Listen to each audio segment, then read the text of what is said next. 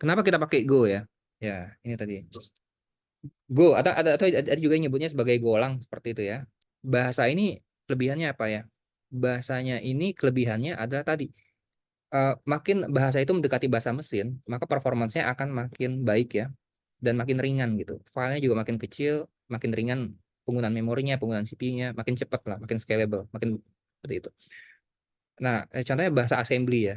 Itu bahasa mesin kan. Tapi nggak ada yang mau bikin web pakai assembly, nggak akan selesai kan. Bahasanya manusia aja nggak bisa, bukan bahasa Inggris pula gitu kan. Itu bahasa kayak kode apa interrupt ya, pop, pass, push gitu ya, macam-macam kayak gitu.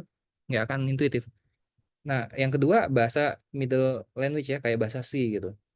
Biasanya dipakai untuk bikin driver gitu kan. Itu deketin ini ya, bikin sistem operasi, operating system Linux itu pakai bahasa C.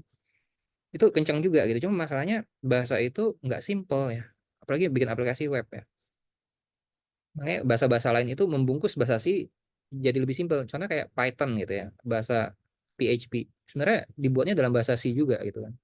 Jadi kita nggak perlu ngetik bahasa C-nya, cukup ngetik PHP atau bahasa Python, tapi mereka sendiri dibuat dengan bahasa C. Jadi karena layer tambahan begitu nggak lebih kencang juga dibanding bahasa C.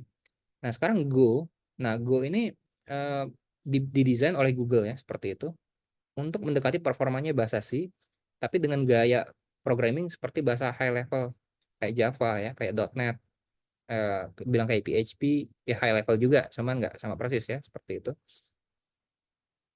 Dan Go ini didesain oleh Google dengan apa dengan paradigma simplicity in mind ya. Jadi dibikin bahasa ini sesederhana mungkin, nggak dibikin kompleks, nggak dibikin ribet begitu ya. Nanti kalau kita lihat coding-codingnya itu lebih simple gitu.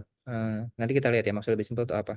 Jadi codingannya itu bisa jadi lebih sedikit, lebih sedikit tuh apa ya, notationnya gitu ya, menggunakan bahasa-bahasa yang pendek-pendek kayak gitu.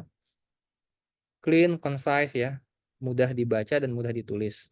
Masih bahasa Inggris, lebih mudah dibandingkan bahasa C dalam memahaminya, tapi em, performanya mirip bahasa C ya. Jadi dia nggak pakai bahasa-bahasa yang bikin kompleks kayak bahasa C ya. Kalau ada yang pernah programming bahasa C ini. Dan Go ini bahasanya ini statically type.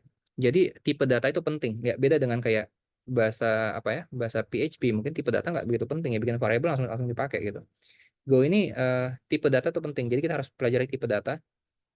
Kalau kita mau nyimpan string, tipe datanya apa, integer apa, float apa kayak gitu ya, pecahan apa dan lain-lainnya.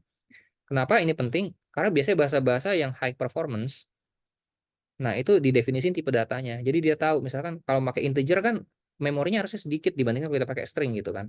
Jadi nggak sama. Kalau kalau yang nggak statically type ya, implicitly type itu kita nggak perlu definisi tipe data.